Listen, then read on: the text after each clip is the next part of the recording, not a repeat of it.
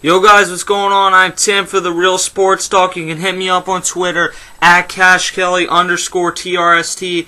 I've been very busy the last few days, I mentioned that, and I've been having a lot of computer troubles. That's why you saw Akeem yesterday, and he will actually be putting up another video soon about Mike D'Antoni getting fired, or resigning actually, it was what it was termed, but essentially it was fired. And I appreciate his help. We might have another March Madness video coming up. The one thing I do want to mention is that we are going to be stopping the MLB 30 Clubs recaps just for this week because, or at least until the weekend, which probably means next week. But for now, we're going to be slowing those down just because I'm so busy doing track and soccer and school, and I try and do enough of these videos, but right now, I got to cover every single free agent signing, the NBA trading deadline, which now doesn't look like much. Akeem will hit more on that, and NFL free agency, which is what I'm going to get to in this video. I'll start with Calvin Johnson. I think he's the second best receiver in the NFL behind Larry Fitzgerald, and you can certainly put guys like Andre Johnson, Roddy White in that discussion, but I think for the most part, Calvin Johnson, it was really key to lock him up because he had the best season overall last year, and he is Matt Stafford's #1 weapon. He makes the Lions a strong offense, and he's still only 26 years old. You know, for him to get that long-term deal is huge, and I think that it signifies that the Lions have really turned the corner because this is an organization where the Fords have been kind of cheap over their tenure of owning that team, which has been very long, and to give him an $132 million deal with $60 million guaranteed, which is a ton. You're talking quarterback money for the amount of money guaranteed. It really shows how much they want to win, and I think that maybe, they did overpay a little bit, but it's worth it to keep a 26-year-old who is a once-in-a-decade type talent, and I don't think he's reached his peak yet. He had a tremendous season last year, and really there's no reason for the next 8 years, which is how long he signed this deal, that he wouldn't make the Pro Bowl pretty much every season for the remainder of this contract. This is the off-season of the wide receiver, though, and we saw Larry Fitzgerald get an extension during or before last season, and we see Calvin Johnson get one now. And both of these signify that the market for wide receivers has shot through the roof, that you see a lot of wide receivers now that aren't even necessarily great wide receivers. Take Pierre Garçon. He's a very nice wide receiver, but is he worth $21 million guaranteed? No. He's not, I'll be honest with you. It's a nice target to add on for Robert Griffin III, and I think he is going to be a stud in the NFL. I don't think Pierre Garçon is going to be a bust, but I don't think he's going to be good enough that you're going to be talking about him being worth that type of amount of money. That's my thoughts. Let's go to DeSean Jackson. You guys know, as an Eagles fan, I've been very critical of this guy.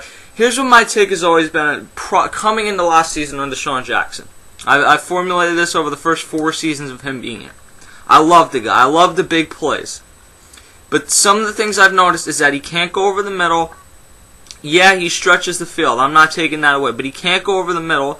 He really doesn't run more than one route, which is straight down the sideline.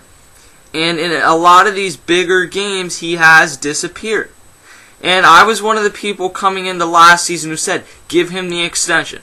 But the way he acted, he quit in that Seattle game this season, it really turned me off to DeSean Jackson. I was a huge fan of this guy. I have numerous jerseys and I don't have a jersey, but I have a few of those t-shirt jersey things of DeSean Jackson. I just stopped wearing them overall because I was so disgusted how things went. I thought that for sure he was going to be gone.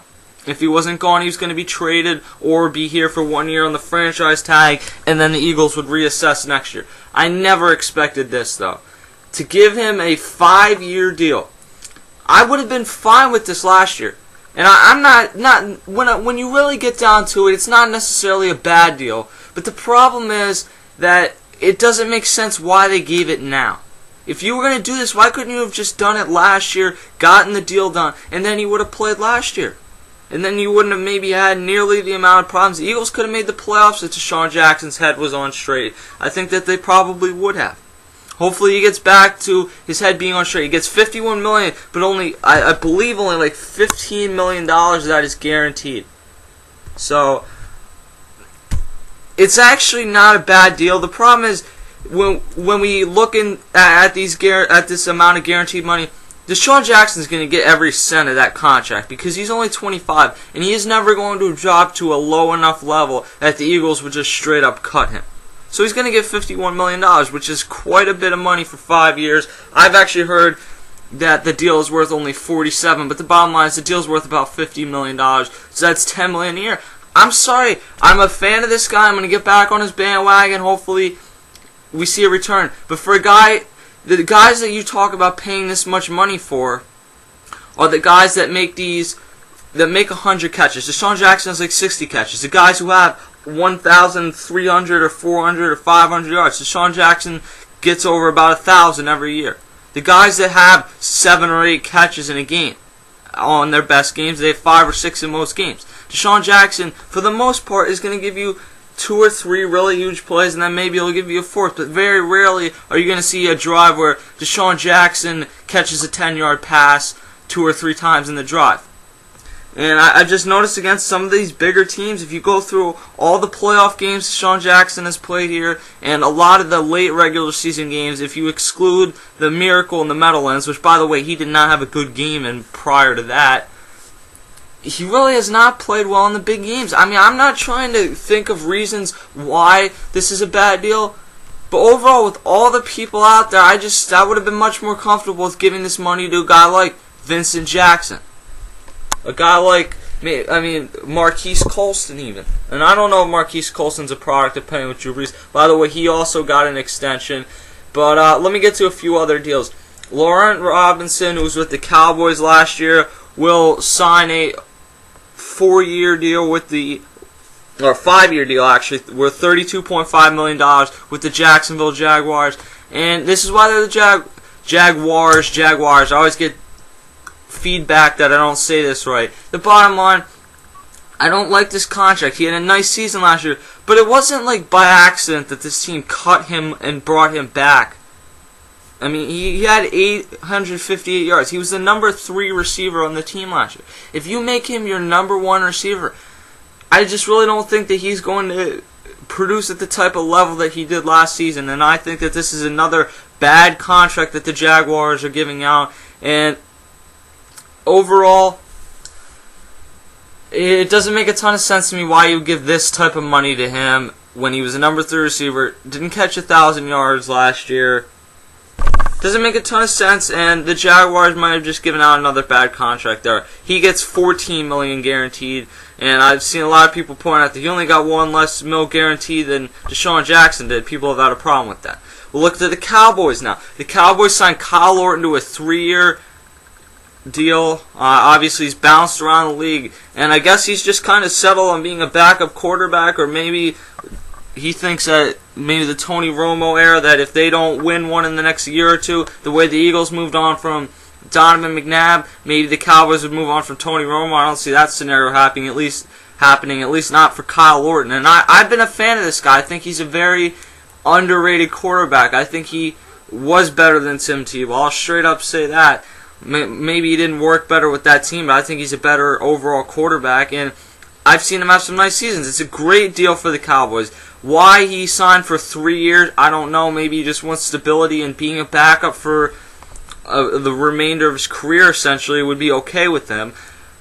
For the Cowboys, you get a great backup. I mean, this guy could be a starter on 5 or 6 teams in the NFL, and he comes in, and Tony Romo has gotten injured the last couple seasons, or even if it's just like for a quarter when Tony Romo, like in that game where he hurt his ribs last year, maybe you wouldn't have had to keep him in. If you can bring in a guy like Kyle Orton, that's a nice weapon to have as your backup quarterback, and I'd put him right as one of the top backup quarterbacks in the NFL. 3-year deal for him. Cowboys also had Brandon Carr from the Kansas City Chiefs. He was the top cornerback overall available this season. He's a solid corner. He will get a 5-year, $27 million contract.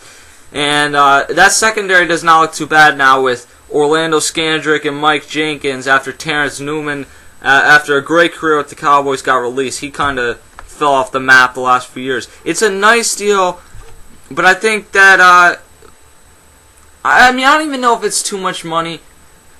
But I think that because of the lack of a market, this guy probably got even more money than what he would have gotten in most years. I think if he's out there last year when you have a guy like Nnamdi Asomugha available, he probably, or at least what Nnamdi Asomugha was with the Raiders, he probably only gets $3 or $4 million a deal. It's not a bad deal for the Cowboys, and it's probably pretty smart when you think about it. But 5 years, I'm not sure necessarily that was worth overall how much time it took. Or what am I saying?